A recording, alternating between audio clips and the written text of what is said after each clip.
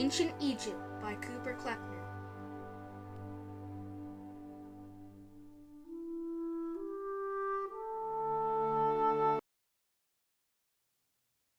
Today, class, we're going to be learning about ancient Egypt. We're going to be taking a field trip. Yay!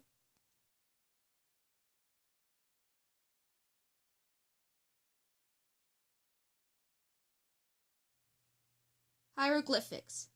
Hieroglyphics are picture words that Egyptians used to write things down.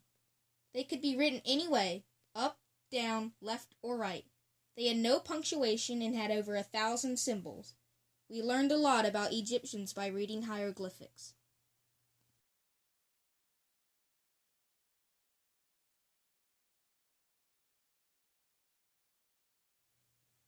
Okay, class, now we are going to go over social structure, going from the most powerful to the least powerful. First, there's a pharaoh. He was the leader of Egypt.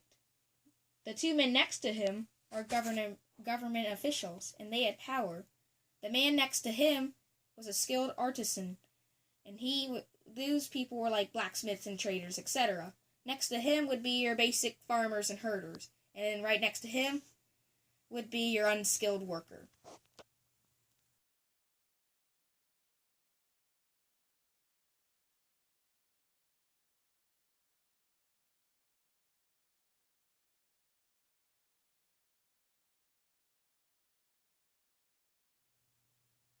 Now we're going to learn about art and architecture. Egyptian art stayed pretty much the same throughout their history. They made big temples to worship their gods. They also made artwork to worship their gods and show their daily life. Artwork painted on a tomb wall helped people get to the afterlife. Without the Egyptians' art, we would not know as much about the Egyptians as we do today.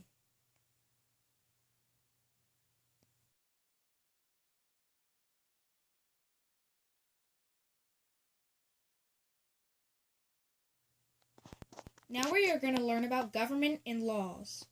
Egypt was ruled by a pharaoh, or a king. Under the pharaoh and ruling was a person called a vizier. It was like a vice president. Then next to him was a government official. The people who reported to the vizier were the government officials. You could not question the government, and pretty much whatever the pharaoh said was law.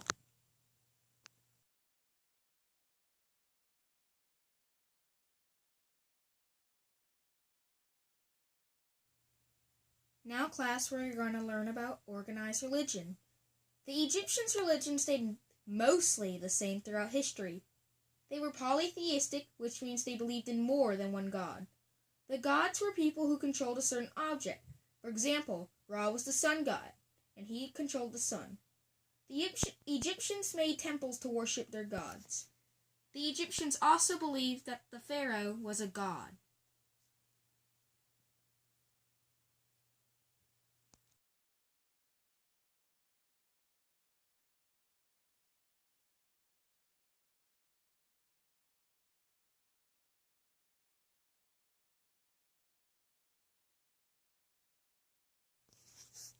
The final thing we're going to learn about today is job specialization. It is the same thing as division of labor. Farmers had to make food for the people. Soldiers had to defend their city and conquer other cities. Priests had to hold religious ceremonies.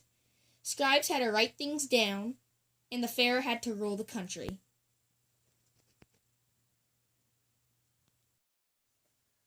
Alright, anybody have any questions about Egypt?